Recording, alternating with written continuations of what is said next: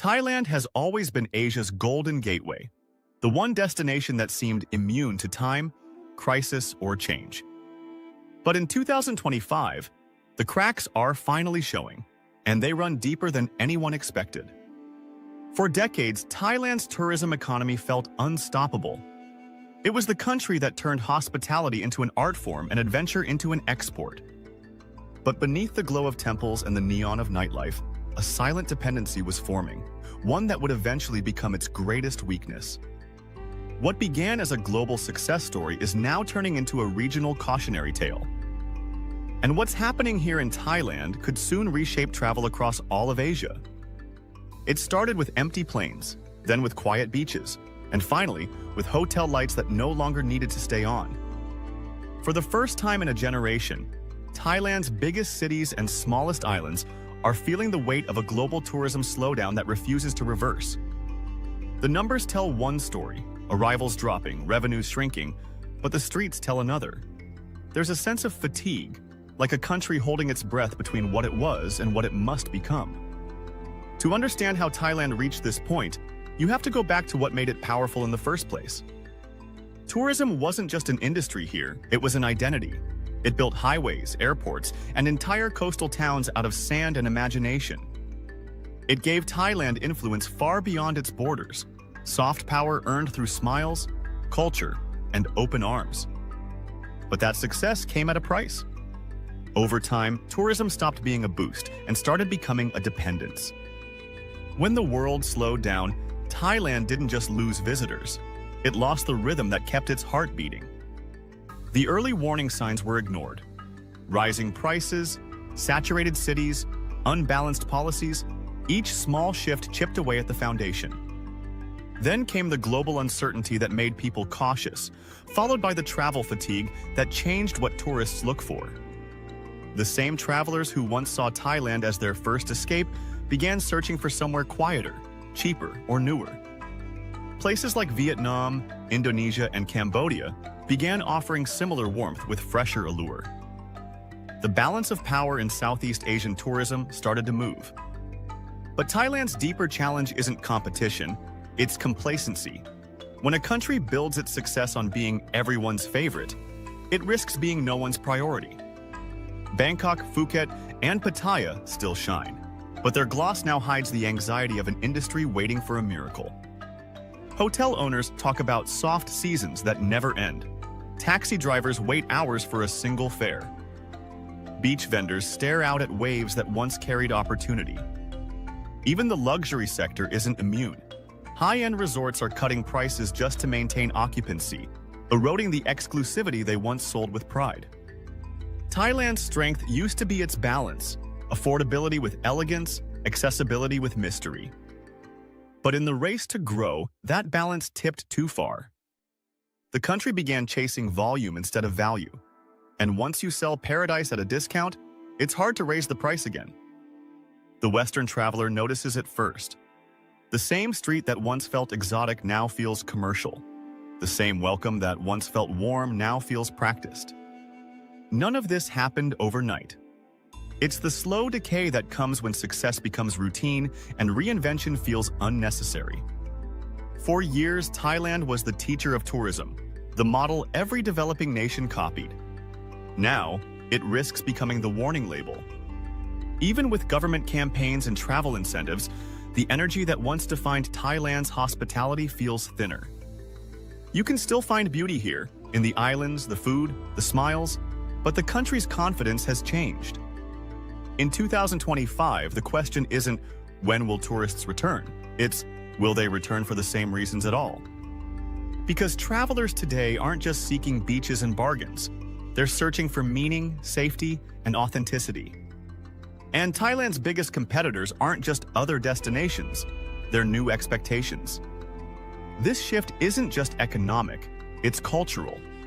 The old model of mass tourism is colliding with a new generation that values experiences over consumption.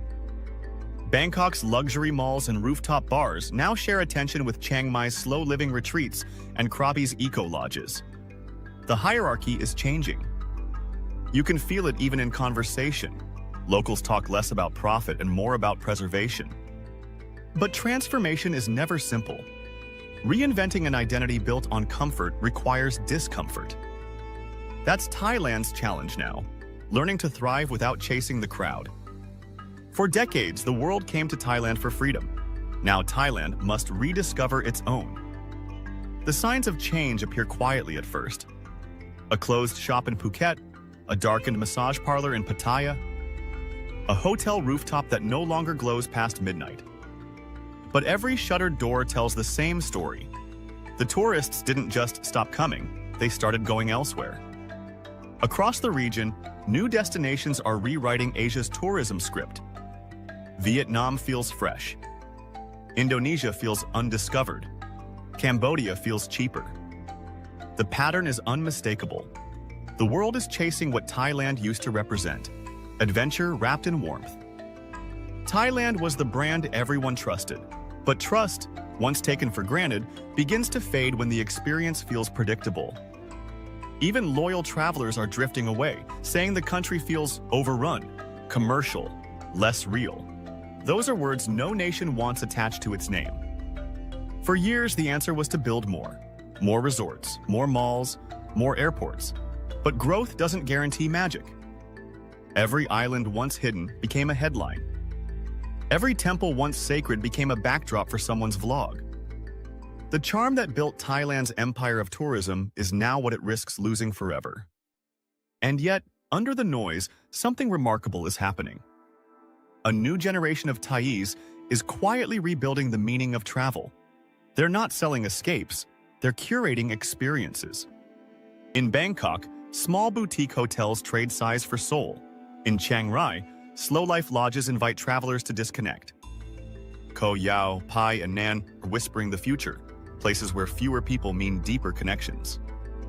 They're redefining what it means to visit Thailand, less about luxury, more about belonging. Because true luxury isn't excess anymore. It's authenticity, it's space, it's silence. The travelers of tomorrow don't just want to see Thailand, they want to feel it again. And that's the opportunity hidden inside the collapse. When an industry breaks, it forces reinvention. Thailand's tourism doesn't need to grow wider, it needs to grow wiser. If it succeeds, it could lead Asia again, not by being the cheapest, but by being the most meaningful. But failure would echo far beyond its borders. Across Southeast Asia, millions watch what happens next. Because Thailand isn't just a country, it's a symbol.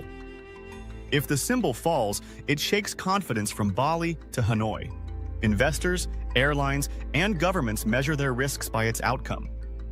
That's why this moment matters more than headlines suggest. The region's future depends on how Thailand adapts. A new kind of traveler is emerging, global, conscious, and loyal to experience over price. They're not chasing destinations anymore, they're chasing emotions. Thailand must learn to give them that again, not through spectacle, but through sincerity. Because what made this country special wasn't just beauty, it was balance. The balance between chaos and calm, between luxury and life, between welcome and wonder. When you walked its streets, you didn't just visit, you felt seen. That feeling built an empire of return visitors that money alone can't buy. To bring them back, Thailand must rediscover that human heartbeat. It has to stop selling escape and start selling understanding. The same energy that made it Asia's playground can make it Asia's teacher, if it dares to evolve. Change isn't failure, it's evolution under pressure. Just as coral reefs regrow after storms, so too can tourism rebuild from silence. The fall of 2025 may one day be remembered not as a collapse, but as a cleansing. The world doesn't need another postcard, it needs perspective. And Thailand, for all its bruises, still holds the perspective Asia can learn from. It's the reminder that beauty must be earned, not consumed, that culture must be lived, not sold.